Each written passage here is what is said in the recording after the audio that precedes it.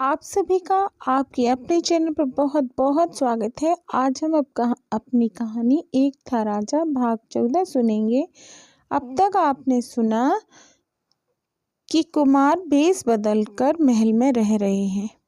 कुमारी संयुक्ता का विश्वास जीतकर उनकी आंखों की पट्टी का रहस्य जान लिया। अब आगे कुसुमा का कुमारी से विदा लेना।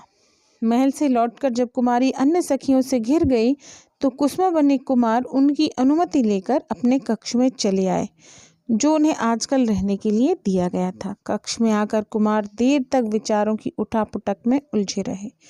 कुमार यह जानकर कि कुमारी से उनका संबंध पूर्व जन्म से ही है, यह अलग तरह की प्रसन्नता का अनुभव कर रहे थे।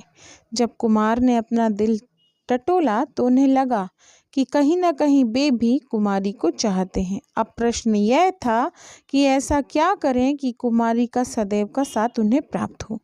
वे कुमारी से विवाह करना चाहते थे, किंतु कुमारी को कैसे तैयार करें। काफ़ी देर सोचने के बाद उन्होंने आज रात ध्रुवदेव से मिलने का निर्णय किया। शेष दिन किसी तरह बिताकर कुमार रात को महल के सैनिक के बेस में सबकी आंखों से बचकर पहले के तय स्थान पर ध्रुवदेव से मिले। कुमार को देखकर ध्रुवदेव बहुत प्रसन्न हुए। दोनों मित्र गले मिलकर साथ बैठे और बातें करने लगे। ध्रुवदेव ने कुमार की चुप्पी महसूस करके कहा, क्या बात है कुमार, आप कुछ परेशान हैं? कोई विशेष बात हुई है क्या? कुमार, हाँ मित्र, मुझे कुमारी की आंखों की पट्टी का रहस्य मालूम हो गया। यह सुनकर ध्रुवदेव हर्षित हो उठे, बोले, अच्छा, तो यह तो अत्यंत प्रसन्नता की बात हुई। आखिर आप सफल हुए, पर आप इतने मौन क्यों हैं? क्या मैं जान सकता हूँ क्या हुआ है? कुमार ध्रुवदेव पर अत्यंत विश्वास करते थे, सो उन्होंने संक्षेप में सब कुछ बता दिया। ध्रुवदेव हैरत से बोले, आपने यह सब मुझे बताकर अपना वचन तोड़ दिया कुमार। कुमार मुस्कुराकर बोले, तुमने ध्यान नहीं दिया? मैंने कुमारी से वचन देते हुए क्या कहा था? मैंने कहा था कुसुमा आपको वचन देती है कुमारी जी कि आपका भेद कुसुमा कभी किसी को ना कहेगी, समझे? ध्रुवदेव कुछ देर सोचकर बोले, हाँ, यह भी तो छली है, किंतु और कोई उपाय भी क्या था? खैर, अब आपने आगे क्या सोचा? कुमार, मैं कुमारी से किसी बहाने से कुछ समय के लिए अवकाश लूंगा। इस बीच तुम और मैं सोचेंगे कि आगे क्या और कैसे करना है। सब कुछ जानने के बाद मैं कुमारी के साथ नहीं छोड़ना चाहता, जबकि मैं स्वयं भी अपने हृदय में उनके प्रति अनुराग की अनुभूति करता हूँ। प्रश्न सिर्फ यह है कि उन्हें कैसे समझाएं। देखिए आगे हमारे भाग में क्या लिखा है। फिर कुछ देर इधर उधर की बातें करके कुमार वापस महल लौट आए।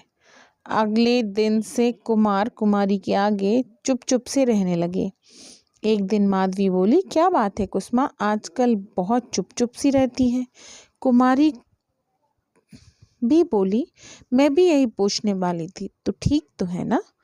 कुमारी, अरे अरे, आप तो परेशान हो गई। मैं बिल्कुल ठीक हूँ, बस आजकल अपने माता पिता की बड़ी याद आ रही है। जी करता है जाकर मिलाऊं। मेरे अकस्मात ना मिलने से जाने उन पर क्या बीतती होगी, कहकर कुसुमा ने उदास सा चेहरा बना लिया। कुमारी, बात तो सही है, तू कहे तो मैं तेरी यात्रा का प्रबंध करा देती हूँ। कुसुमा, आपका बहुत आभार कुमारी जी, किंतु इसकी आवश्यकता नहीं होगी। मैं अपने दम पर यात्रा कर सकती हूँ। मैं तो बस संकोच कर रही थी कि मुझे अनुमति देंगी या नहीं। मैं आपकी दयालुता के लिए अत्यंत कृतज्ञ हूँ। आपका साथ छोड़कर जाने की इच्छा तो नहीं है, किंतु एक बार के लिए जाना भी चाहती हूँ। कुमारी कृतज्ञता से बोली, बावरी, तू तो सखी बन गई है मेरी, और माता पिता से मिलने के लिए किसी अनुमति की क्या आवश्यकता। मैं समझती हूँ पहली बार उनसे दूर हो गई, यह सब हो गया। वे बहुत दुखी होंगे, तुझे अवश्य आज जाकर उनकी सांत्वना देनी चाहिए। आश्चर्य है कि मैंने अभी तक इस बारे में नहीं सोचा। तू बस तैयारी कर और जा, रानी माँ से अनुमति ले ले, बस। कुसुमा, कुमारी आपको छोड़कर जाने को जी तो नहीं चाहता, किंतु एक बार जाना आवश्यक मालूम होता है। माधवी, कुमारी ने ठीक कहा कुसुमा, तुझे अवश्य जाना चाहिए। मिलकर वापस आ जाइयो, हम सब सखियां तेरी प्रतीक्षा करेंगे। आखिर कुसुमा बनी कुमार ने पहले कुमारी और फिर रानी से अनुमति लेकर महल से निकलकर सावधानी पूर्वक वेश बदलकर ध्रुवदेव से मिलने आ गए। अब वे पुनः एक साधारण पथिक के वेश में थे और कोई भी नहीं कह सकता था कि कुछ समय पूर्व वे स्त्री के वेश में थे। ध्रुवदेव और कुमार कई दिनों तक विचार करते रहे। आखिर उन्होंने एक योजना बनाई, उसे क्रियान्वित करने का साजो सामान जुटाने लगे। अब आपको आगे की कहानी जानने के लिए कि दोनों मित्रों ने अगला क्या कारनामा किया, मिलना होगा इस कहानी के भाग 15 में। तब तक के लिए आप सभी को मेरा सादर प्रणाम।